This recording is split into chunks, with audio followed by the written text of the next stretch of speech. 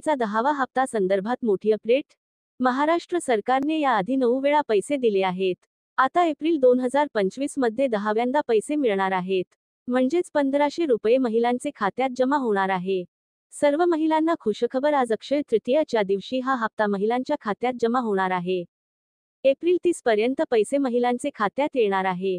यावेळी 2,41,00,000 महिलांना पैसे मिळतील. सर्व महिलांना 1,500 रुपये मिळतील का?